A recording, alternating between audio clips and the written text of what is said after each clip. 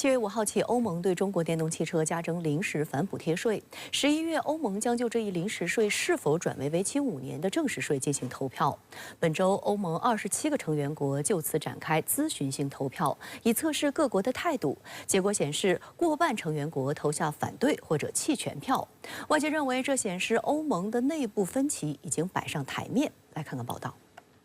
欧盟委员会要求27个成员国在当地时间15号前，以书面不公开方式就对华电动汽车加征关税投票。路透社指出，此咨询性投票意在整合成员国意见，并没有约束力，但会影响欧委会的最终决定。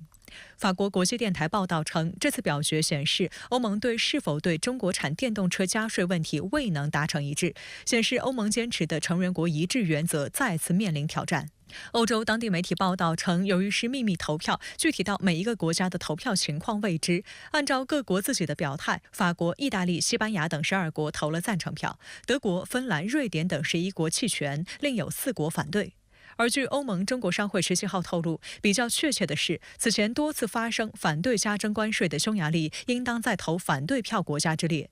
按照路透社说法，如果11月的最终投票结果与本次一致，欧盟对华电动汽车关税就将转为正式关税，有效期为5年。按照欧盟规定，要阻止加税，必须27个成员国中有15个成员国投反对票，同时他们代表的人口数量至少占欧盟总人口的65%。而在这次测试性投票中投下赞成票的法国、意大利和西班牙都是人口大国，占欧盟人口总数近40%。 虽然这个不是最终的投票，但是反映了欧盟成员国呢在这个问题上的意见并不一致。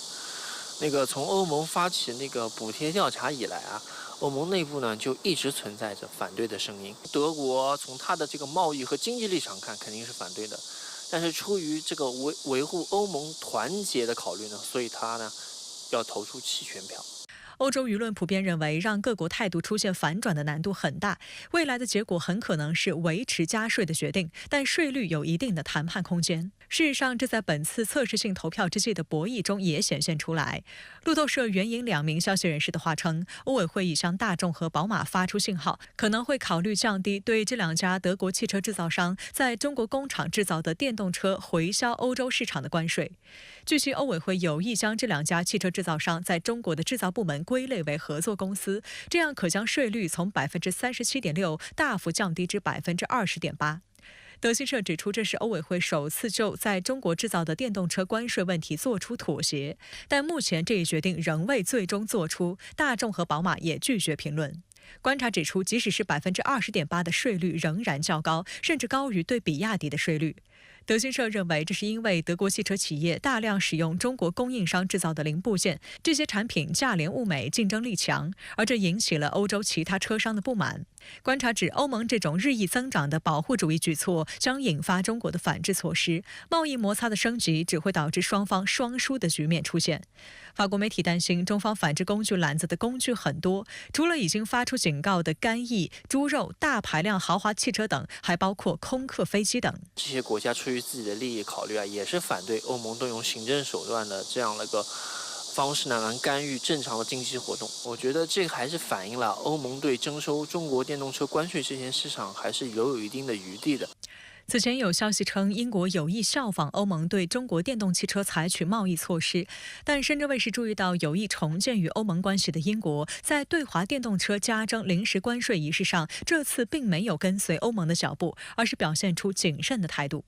英国新任贸易大臣乔纳森·雷诺兹16号在意大利参加7国集团部长会议期间表示，英国国内的汽车行业是出口驱动型的，且英国的汽车生产公司没有抱怨过中国。他将与英国汽车制造行业讨论下一步的措施。 I think the tariffs are a shame. So you'll see a lot of tariffs come against China because I don't believe it's about the EV cars. I believe it's about not wanting China to succeed. And that doesn't help the world. So I hope that a lot of countries in the EU and America and elsewhere understand that inviting China in and wanting China's investment in any way, shape or form, in the right way, in the right mechanics, is a necessity. 英国金融时报报道称，与德国和法国等国相比，英国的汽车制造业的局面完全不同。目前，英国汽车百年品牌名爵属于中国上汽集团，而路虎捷豹属于印度塔塔旗下。值得一提的是，名爵被视为欧洲最成功的电动车品牌，去年出口销量达到84万辆。而这次遭受欧盟打压最严重的中汽旗下汽车品牌就是名爵，这自然也招致了英国方面的一些不满。分析认为，面对欧方对中国电动车展开的调查，英国反而采取观望的态度，颇为值得玩味。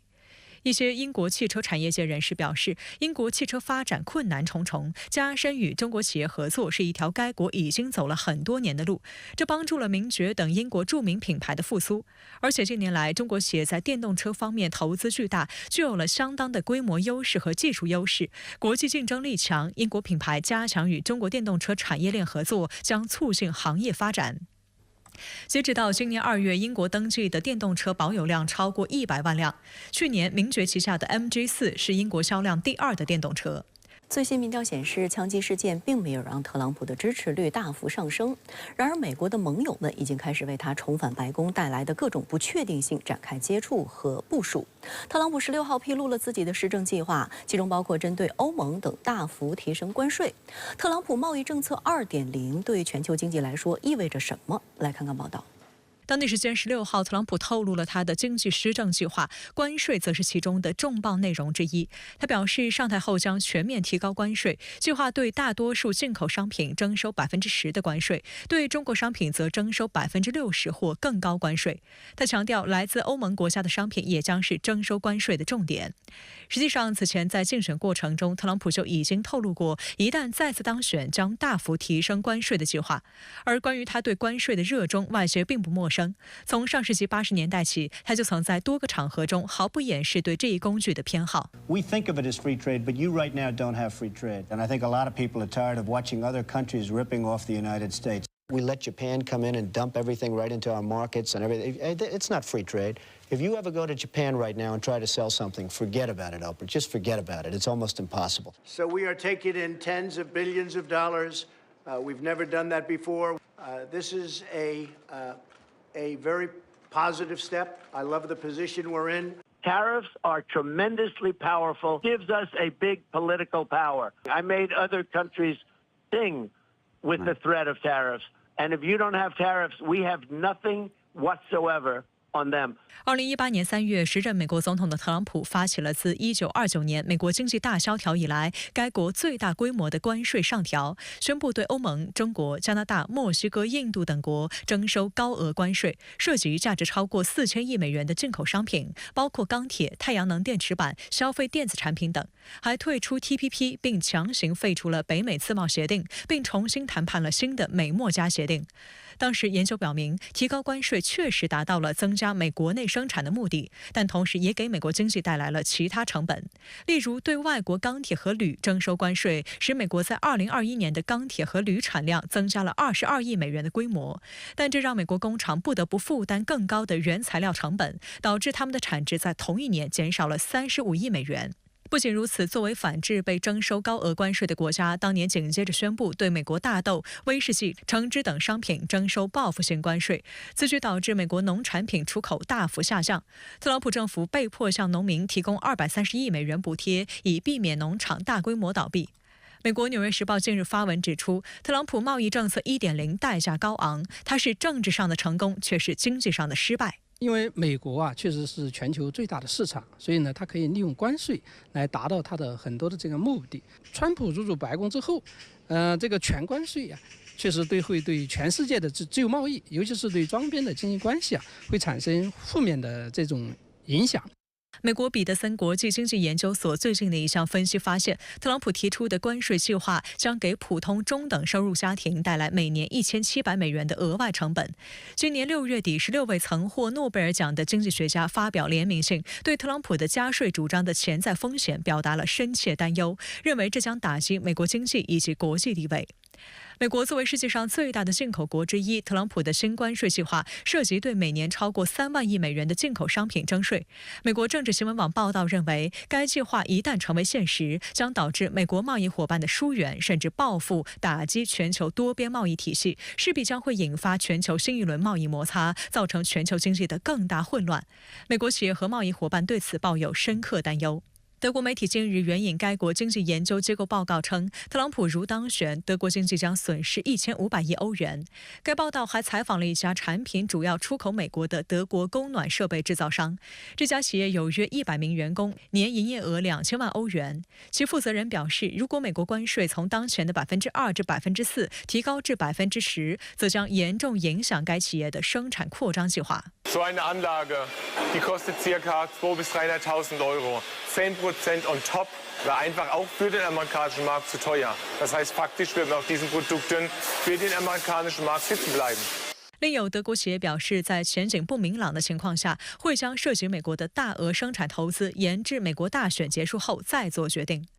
商界忧心忡忡之际，美国盟友也在政治层面早早展开了与特朗普团队的接触。当地时间15号，德国最大在野党基民盟议会党团副主席施潘在美国参加了共和党全国大会。就在那场会上，特朗普被正式提名为总统候选人。施潘在大会现场接受德国媒体采访时表示，他此次参会一方面是与美国下任总统可能人选的团队建立关系，另一方面也想了解共和党的政治议程。他强调，虽然并不喜欢特朗普的个人风格，但美国仍是欧洲的安全保障，也是德国最重要的盟国。两国在加强北约团结等许多方面仍有共同利益。但施潘同时也表示，特朗普如果再次当选，则将是对欧洲敲响一记警钟。面对这个川普的可能上位欧洲国家确实是相对比较紧张的，因为其实川普的理念确实跟欧洲的理念确实有所差异。显然跟拜登的合作会更愉快，但是其实我们说欧美的这种共同利益仍然还是巨大的。特朗普已被共和党选为总统候选人，副总统候选人万斯也出炉了。那他胜选的行情有何变化呢？主持人好，特朗普遭遇枪击以后，不仅顺利地被确定为共和党总统候选人，他提名的万斯也没有争议地成为副总统候选人。从共和党2天的全大会行情以及美国大选的态势来看，特朗普的人气仍然在上升，胜选的几率在增加。首先呢，选择80后的万斯担任副手，不仅弥补了特朗普年龄偏大的缺陷，万斯从铁锈地带的贫农逆袭成为风险投资家，参议院的经历也体现了美国们仍然可以做，将较大的吸引年轻人的支持，觉得共和党呢还是有代际传承。其次，共和党特朗普得到硅谷科技富翁们的青睐，可能是一个很积极的因素。他挑选的副手万斯曾是硅谷的风险投资家，特拉斯老板马斯克也支持特朗普，并传说呢，他每月要捐款4500万美元支持特朗普竞选。很多硅谷的科技富翁支持特朗普，不仅能得到充足的竞选经费，而且可以拓宽特朗普的政治光谱。他不仅是铁锈地带工人阶级的代言人，也是硅谷高新技术的支持者。在此，共和党大会实现了团结。过去批评特朗普、挑战特朗普的党内新生代，比如说美国驻联合国前大使黑利、佛罗里达州长桑德迪斯，都站在了特朗普旗下，实现了和解。美国媒体说呢，特朗普成了全能的共和党领袖。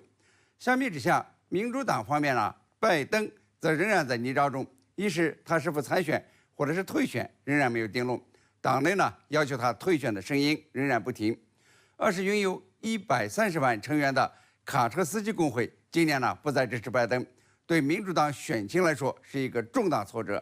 上一次大选拜登胜出，这个工会的支持发挥了重要作用。历次大选卡车司机工会呢都是民主党的坚定支持者，这次不支持会影响很多社会团体对民主党的支持。从目前选情看，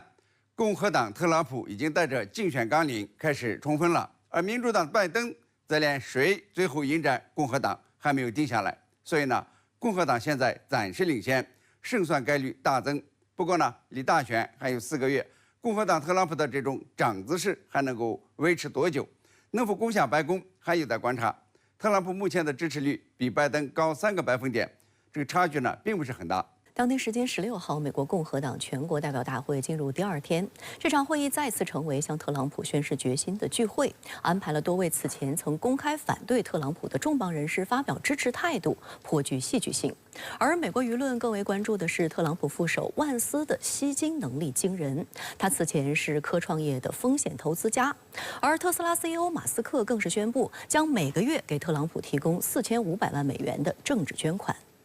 President Trump asked me to speak to this convention in the name of unity. I'll start by making one thing perfectly clear. Donald Trump has my strong endorsement, period. 外界注意到，曾公开表示特朗普不适合当总统的美国前驻联合国大使黑利，在共和党全国代表大会上，不仅赞扬特朗普任内政绩，还呼吁选民不一定要100%认同特朗普才投票给他。同样改变态度的，还有曾在党内初选与特朗普竞争的佛罗里达州州长德桑蒂斯。My fellow Republican, let's send Joe Biden back to his basement and let's send Donald Trump back to the White House. 当天，共和党全国代表大会还通过了7月8号由共和党全国委员会提出的2024共和党党纲。有分析指，与2016年的党纲相比，最新党纲的特朗普色彩更加鲜明，美国优先和让美国再伟大的主题更加突出，甚至成为党纲主标题。深圳卫视注意到，特朗普选择的竞选搭档万斯就是让美国再次伟大运动的领军人物，积极推动共和党走向以特朗普为首的保守主义。美国媒体较大篇幅报道万斯的吸金能量，指出80后的万斯虽然是政坛新手，但却是风险投资行业的老手。在踏足政坛之前，万斯曾在硅谷工作，担任风险投资家。这样的身份被称为是科创界的宠儿，有着几乎遍及所有科创企业的超级人脉。观察指出，特朗普之所以选择39岁的万斯，除了要用他的年轻来对拜登的年迈形成鲜明反差，更看重的是他的超级吸金能量。据当地媒体报道，曾经被视为民主党大本营的硅谷，在特朗普选择万斯之后，也纷纷转向支持共和党。特斯拉首席执行官马斯克就在社交平台上发帖恭维称，特朗普和万斯的阵容听起来就像胜利。我想呢，这个结合现在的一系列因素啊，万斯被选为副总统啊，以及一些其他相关的这个因素，可能会一定程度上冲击啊民主党在这个硅谷的传统的票仓，结合现在这个万斯他在硅谷的这样的人脉资源啊，另外再结合现在特朗普他这种强势的表现，不排除呢有越来越多的硅谷的这个大企业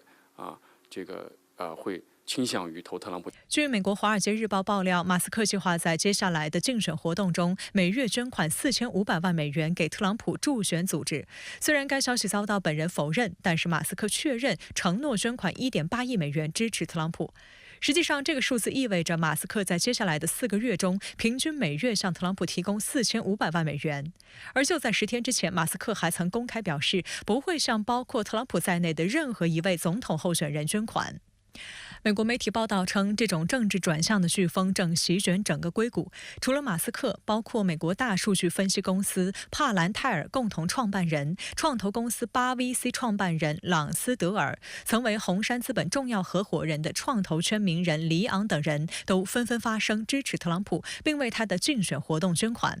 据悉，今年6月才成立的支持特朗普的组织美国政治行动委员会，募款金额已超870万美元，其中大部分来自最近几周公开力挺特朗普的硅谷投资人。Look, that is stunning on multiple levels. First of all, just the amount. All of a sudden, sort of out of nowhere, Elon Musk, richest man in the world, but he had not given a lot of money to politics.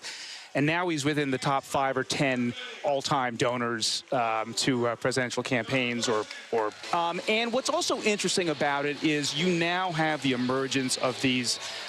tech people who are not the traditional, more liberal-minded tech people, but actually kind of anti-establishment, more conservative tech people who are starting to pony up and give real money to Donald Trump. That may be a real shift that's worth paying attention to. 毫不令人意外的是，一些曾经的民主党金主也已经倒戈特朗朗普阵营。知名的民主党赞助者帕兰特首席执行官高级顾问雅各布·赫尔伯格据悉已经向特朗普捐赠了100万美元。有分析指，这些科技界人士转向支持特朗普，一方面是由于其技术政策，一些硅谷人士希望支持赞成促进人工智能和加密货币等新兴技术的领导人上台；另一方面与其竞选搭档万斯有关。万斯在硅谷的风险投资公司工作期间，建立了广泛的人脉资源。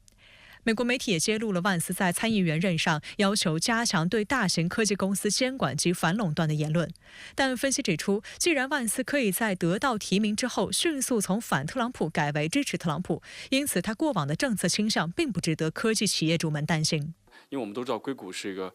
这个高科技产业公司集中的地方，那么也有非常多的在美国大选当中重要的金主啊，所以如果他能够帮助特朗普吸引一些来自这些金主的资助，那当然对特朗普来讲就会更有利。特朗普被共和党正式提名为总统候选人后，外界对他施政计划的关注度也大幅提高。特朗普主动接受彭博商业周刊采访，重点谈论再次执政的经济部署。在这场对话中，特朗普谈到了关税政策、减税、利率，尤其令外界关注的是，他再次明确表达了支持 TikTok 的明确态度。观察认为，仅此一招就足以让特朗普获得大量年轻选民的支持。美国媒体还注意到，特朗普给自己的竞选口号增加了一句话，那就是让美国再次富有，这将再次掀起美国民众的热情。而拜登阵营的情况则改为守势。在特朗普遭遇刺杀事件后，拜登团队主动撤下了攻击性的竞选广告，但媒体对他仍然穷追不舍。美国全国广播公司15号在采访他时，主持人对他此前提到将特朗普置于靶心的措辞进行了提问。在特朗普遭枪击后，拜登这一说法引发外界争议。拜登承认使用靶心一词是个错误，并对自己的本意做出解释。It was a mistake. I mean, focus on him, focus on what he's doing, focus on his policies, focus on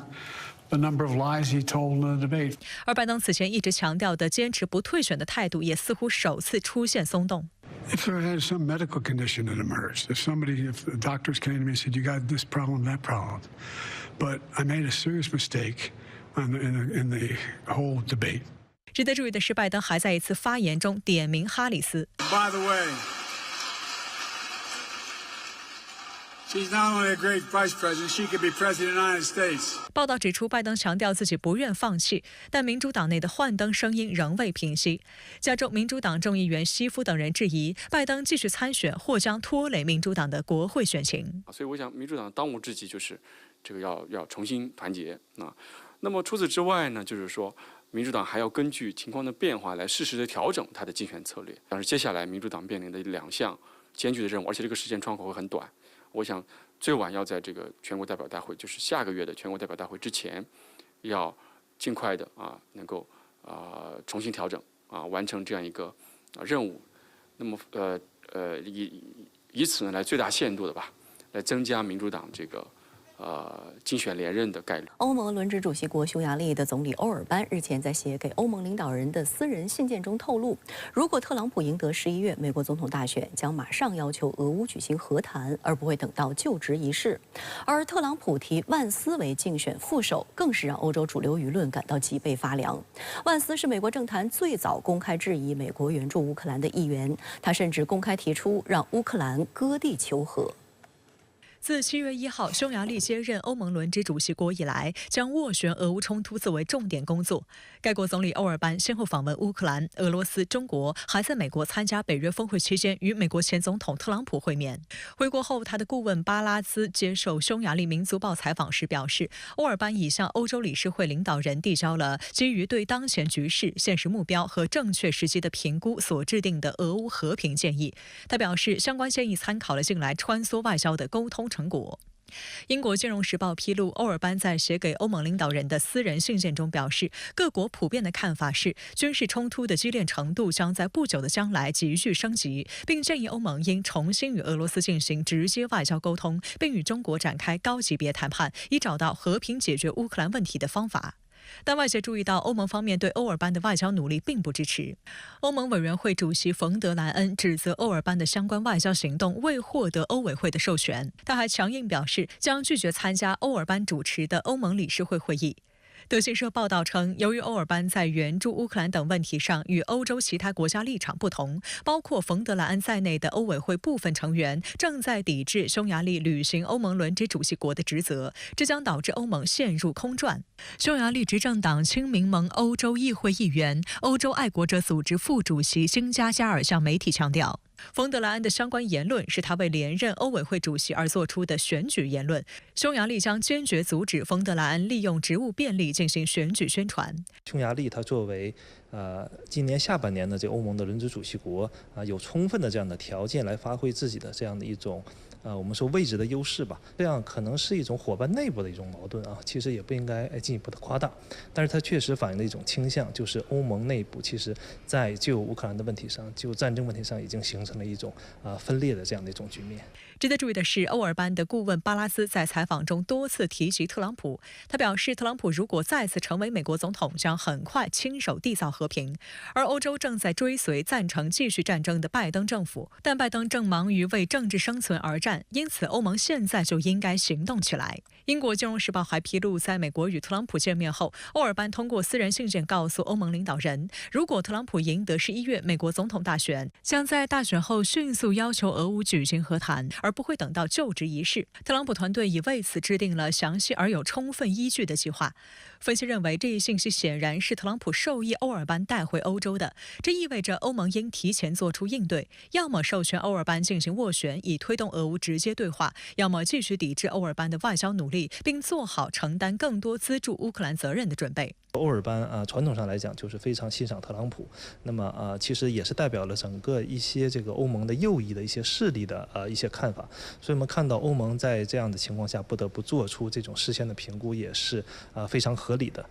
特朗普给自己的人设是坚决反对战争，他任内曾与普京见面，还多次表示自己是近年来唯一在任内没有发起军事行动的美国总统。特朗普还宣称自己能够在24小时内结束俄乌冲突，并被爆出正在考虑迅速解决俄乌冲突的方案，其中包括美国将继续加强乌克兰防御能力，但前提是乌方要接受参与和平谈判的安排。实际上，通过特朗普刚刚公布的竞选副手万斯，也能看出他的团队已经打定主意要退出援助乌克兰。万斯出任联邦参议员以来，多次投票反对向乌克兰提供军事援助，呼吁乌方与俄罗斯谈判。他15号接受福克斯新闻台采访时再次强调，特朗普一旦当选，就会同俄罗斯和乌克兰展开谈判，让这场冲突尽快结束。更令乌克兰感到紧张的是，去年12月，万斯在接受美国有线电视新闻网节目采访时表示，美国方面需要接受的是，乌克兰可能需要向俄罗斯割让一些领土才能结束冲突。万斯还表示，没有人相信乌克兰会在这场冲突中获胜。今年4月，万斯曾在美国《纽约时报》发表专栏文章，给美国政府的援乌热情泼冷水。万斯认为，拜登称600亿美元追加拨款将决定俄乌冲突的胜败，这也是错误的。即便给了这600多亿美元，他对于扭转局势而言也只是杯水车薪。此外，白宫一再称他无法与俄罗斯谈判，这是荒谬的。文章直言，美国没有能力制造可以让乌克兰取胜的足够多的武器，拜登政府也没有可行的计划让乌克兰赢得这场战争。美国人越早面对这一事实，就能越早解决这一混乱局面，并促成和平。万斯与特朗普在欧洲安全的态度上高度一致，他们都指责欧洲在防务上过于依赖美国，认为欧洲才应该去承担为乌克兰提供防御的责任。万斯认为，欧洲从美国那里拿走的大量防务预算是一笔加在美国人民头上的税，是在让美国人民给欧洲的防务纳税。因此，美国全国广播公司用会让乌克兰脊背发凉来形容万斯上位对乌克兰的潜在影响。有欧盟高级官员认为，特朗普选择万斯作为竞选搭档，这对乌克兰而言是一场灾难。值得注意的是，乌克兰总统泽连斯基的态度。他15号表示，不担心特朗普可能重返白宫，还说与美国民主党和共和党的关系都不错。但他也表示，担心美国政治动荡将对美国援乌产生负面影响。但美国媒体分析指出，泽连斯基现在实际上高度紧张。他上月曾喊话特朗普，如果特朗普已经有了结束俄乌冲突的方案，不应等到11月美国总统大选后再透露细节，而是现在就说出来。面对特朗普对此不做回应的态度，泽连斯基表示，美国不应让乌克兰自生自灭。特朗普在这个俄乌问题上，其实长期是一个非常保守的这么一种态度强调要进行和谈，要减少对这个乌克兰的一种援助所以这样的一种主张如果得到实践的话，势必会对整个这个战局产生非常重要的影响但是另一方面，我们看到可能会变相的会促进通过这种和谈的方式来解决这样一种冲突的一种可能。值得注意的是，面对美国政局可能发生的变化，乌克兰正在准备加大反攻力度。乌军方本月初透露，已经重新组建了14个战斗旅，约6至7万人来投入新的战斗。但目前面临的最大问题是缺乏武器，因此呼吁北约加大援助力度。共和党确立了正副总统候选人，美国的盟友如何看？他们是否也支持特朗普呢？正好相反，特朗普被共和党确立为总统候选人，让美国的盟友担忧，而特朗普把万斯选为副手，则让美国的盟友焦虑。欧洲专家警告说，特朗普选择万斯为副手，简直就是一个可怕的消息，尤其对乌克兰来说。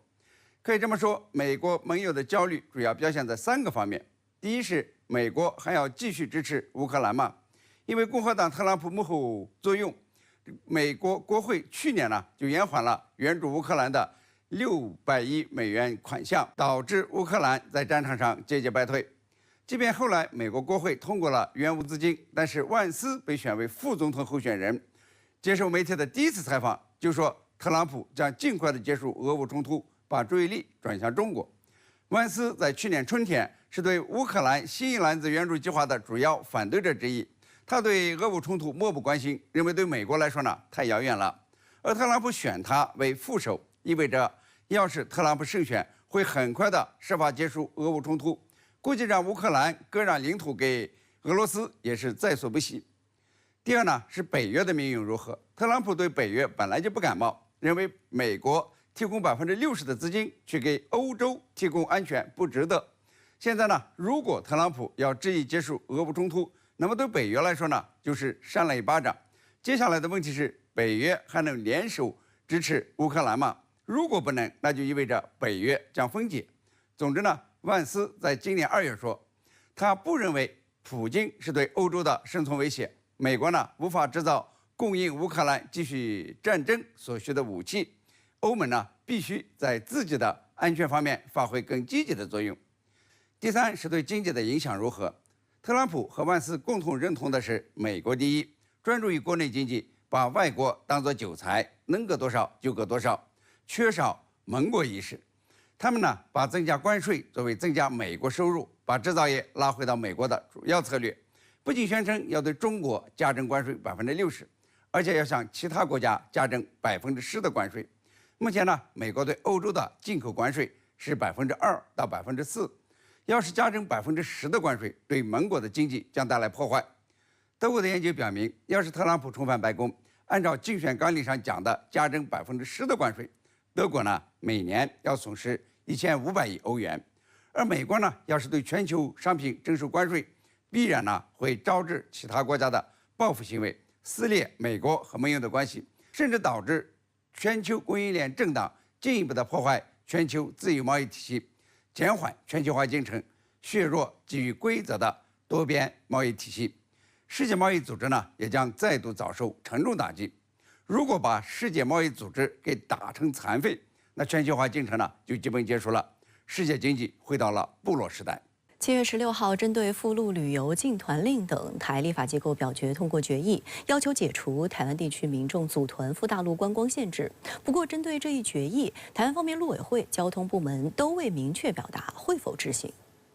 中国国民党及民众党台立法机构党团16号共同提出修正动议，决议解除岛内民众组团赴大陆观光限制，并优先开放陆客寻小三通赴金门、马祖、澎湖旅游观光。7月16号是本届台湾地区立法机构第1个会期的最后一天。17号起，全体民意代表将休假至9月1号。按照惯例，岛内各党派会在最后几天发起总动员，将各自的提案送至立法机构，以期能在最后关头闯关。其中最受外界关注的，当属中国国民党及民众党党团共同提出的解除赴陆禁团令动议。不出意外，该提案遭民进党团强烈反对。蓝白两党16号下午提出修正动议，将内容改成在维护所谓台湾安全、增进两岸和平稳定发展前提下，解除台湾民众组团赴大陆观光限制，并优先开放大陆观光客循小三通赴金马澎旅游观光。虽然民进党团继续提出异议，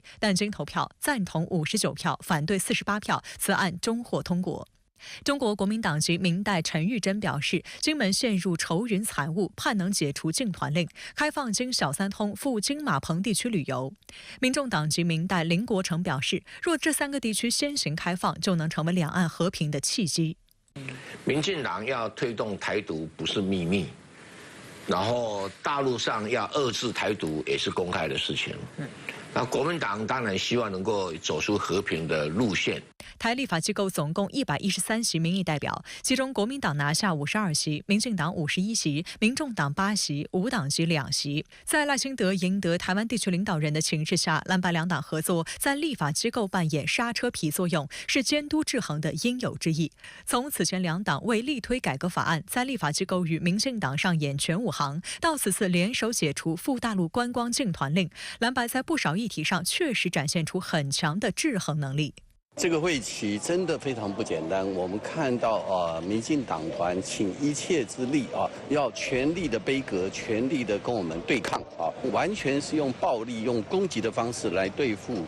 国民党跟民众党团。但是大家还是愿意团结一致。虽然蓝白联手通过此案，但民进党方面显然没有那么容易善罢甘休。对于表决结果，台湾方面陆委会表示尊重，同时也强调仍将视两岸互动情况滚动检讨现行政策。值得注意的是，台陆委会、交通部门等迄今都未明确表达是否会执行。面临的这样一种政治上的一个不利局面，毫无疑问，以赖清德本人的政治个性和民进党自己的这样一个谋独私利的路线来讲，那么他是不会轻易和退缩去认输的。这样一个立法机构的决议，那么如果说他的法律效力还没有上升到这样一个法案的层级，那么很显然赖清德方面他一定会用更大的一个力道去进行阻挠，或者说在落实上去进行拖延。台湾旅行工会联合会理事长萧伯仁17号呼吁，民进党当局不要违背民意，因为立法机构的决议正好给了一个下台阶，如果执意再出手阻拦，不排除将提起法律诉讼。6月份大陆发布惩治台独意见后，台陆委会宣布将岛内民众赴大陆旅行的警示灯提升为橙色，宣称所谓非必要勿前往。萧伯仁强调，这明显是将岛内旅游业当作牺牲品的做法。实际上有大量岛内民众前往大陆，只要不违法就不会发生问题。萧伯仁回顾2008年之前，两岸观光就是从小三通开始，因此当前两岸关系既然不佳，就从头再来，循序渐进也无妨。岛内民众也是通过这样一种方式让这样一个主流民意上升为可以影响到政策的政治力特别是观光业者以及他们所能够带动的上下游产业链的大量的这样一些团体，包括他们的就业的群体，那么实际上是非常期望能够从发展和扩大两岸交流的这块蛋糕里边能够去受益。民进党当局上台后不承认九二共识，致使两岸关系恶化，岛内观光业陷入困境，大量旅游车司机失业，饭店和伴手礼店陷倒闭潮。2020年初，民进党当局单方面禁止大陆居民赴台，并叫停岛内旅行社经营赴大陆团队游业务。去年11月，民进党当局承诺今年3月解除禁团令，不料今年2月突然要求旅行社停止招揽赴大陆团客，6月1号起不准出团。实际上，跟不了团，个人游就成为岛内民众的主要选择。据台交通主管部门统计，今年1月至今，台湾赴大陆旅游观光的人数已超过100万。此外，2024海峡两岸台北夏季旅展12号开幕以来，持续受到岛内民众的追捧。大陆各省市的展位前都围满了想要了解大陆的岛内民众。旅展开幕2天，参观者日均已达7万人次左右。近期，《繁花》《我的阿勒泰》等大陆影视剧带来的高流量，影响到台湾民众的旅游喜好，跟着《繁花》《阿勒泰》的脚步去旅行，成为一股风潮。台湾《工商时报》此前发表社论指出，从当前的情势观察，民进党当局在两岸观光上应采取主动态度，做更大幅度的开放，不止经济层面的效果受到期待，也能消弭不得不开放的内部压力，对改善两岸关系而言更有正面的意义。在岛内对于两岸关系的一个处理上，我觉得是非常有效的扮演了一个对于赖清德民进党当局这样一些错误执政的一个纠偏一个刹车的这样一个作用。那么同时也是体现出了岛内对于两岸关系正能量的一种建构。我也相信这样一个合作，它一定会进一步的向政治层面去外溢。台立法机构昨天表决通过由国民党党团、民众党党团提出的提案，解除了限制岛内民众组团赴大陆观光的禁团令。您对此作何解读？我注意到，在中国大陆有关方面发布关于依法惩治台独顽固分子、分裂国家、煽动分裂国家犯罪的意见之后，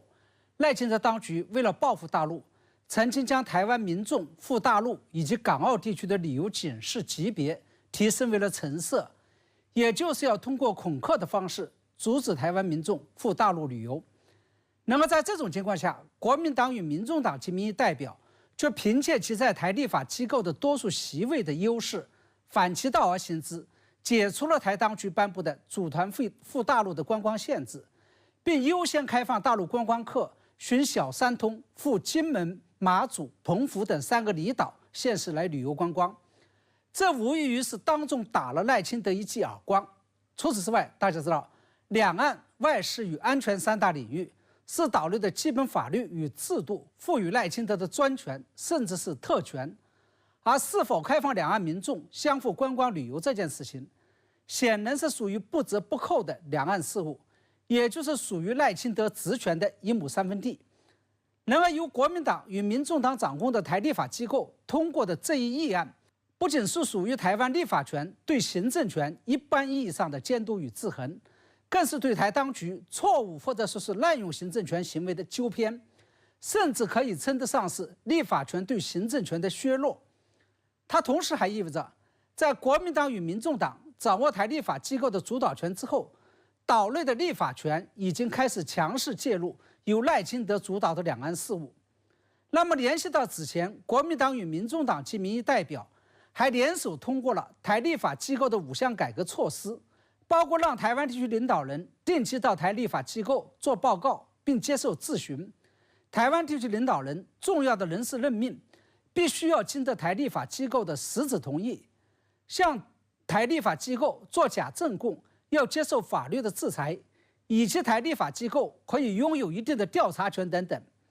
这些都意味着，在今年初输掉了台湾民意代表选举的民进党，丢掉的已经不仅仅是立法权，甚至连赖清德主导的所谓行政权的独立性与完整性都将保不住。那在您看来，这次蓝白联手解禁台当局的赴陆旅游禁团令，还有其他方面的特别意义吗？我认为，国民党与民众党及民意代表这次从废除台当局的赴陆旅游禁团令，以及优先开放大陆观光客循小三通赴金门、马祖、澎湖等3个离岛县实行旅游观光，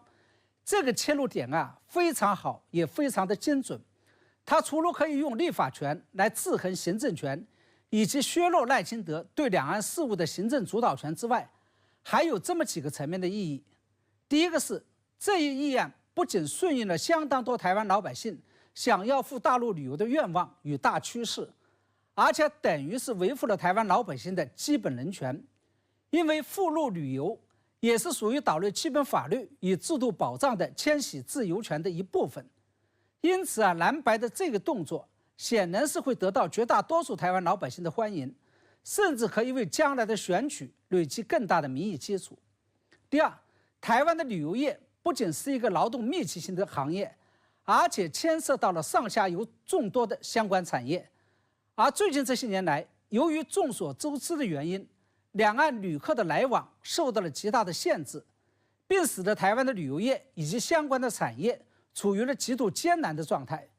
因此，国民党与民众党的这个动作，不仅可以促进台湾旅游业及其相关产业的发展，而且也可以赢得台湾旅游从业者的心，为下一次选举扩大自己的民意基础。第三，众所周知，金门、马祖与澎湖等台湾的离岛，不仅在经济发展上极度依赖大陆的观光客，同时还一直是蓝营的大票仓。然而，在过去的8年时间内，由于两岸关系恶化，前往这些离岛旅游的游客数量急剧下降，使得这些离岛的经济发展受到了严重的冲击。再加上在过去的8年中，国民党不仅丢掉了岛内的行政权，同时也丢掉了岛内的立法权，对此可谓是无能为力。那么在这种情况下，蓝白联手通过的这一议案，不仅可以缓解这些离岛的经济困境，而且可以进一步巩固自己的蓝云票仓。我们看到，在蓝白民意代表联手通过提案解除赴大陆旅游禁团令之后，台大陆事务部门也做出了回应。那么您对此又是如何看？我注意到台大陆事务部门的回应主要包括了3个方面的内容。其一是对蓝白民意代表联手通过的这个提案，不仅没有表示公开反对，而且表示了尊重。我认为这背后的原因就在于这一提案顺应了台湾民众与岛内旅游业的愿望，与开放两岸旅游业的大趋势。赖清德当局不敢忤逆这一大趋势。第二，台大陆事务部门将两岸旅游业不开放的原因归咎于了大陆，而在我看来，赖清德当局将两岸旅游观光业受到限制的责任完全归咎于大陆，有失公平。要知道，这些年来，两岸旅游观光业是相互开放还是相互限制，不在于旅游业观光业本身，而是在于两岸政治。在马英九执政时期，两岸观光旅游业之所以会迈入大交流与大开放，根源就在于马英九以及国民党承认9·2共识。在此之后，大陆之所以会在一定程度上收紧大陆民众赴台自由行以及组团赴台游，根源只是因为蔡英文上台之后拒绝承认9·2共识。不仅如此，在新冠疫情期间，蔡英文当局还率先对大陆游客实行了不近人情的限制措施，同时还跟在美国后面对大陆实行了高端芯片禁运。再加上赖清德上台之后发表的台独自白与新两国论，还进一步破坏了两岸旅游业解禁的政治氛围。不过尽管如此，我想提醒大家注意的是，台立法机构通过这一提案，恰恰是发生在不久前国民党团立法机构召集人傅昆萁带领一众蓝营民意代表登陆访问之后。因此不排除这一行为是大陆与国民党相互默契、相互释放善意的结果。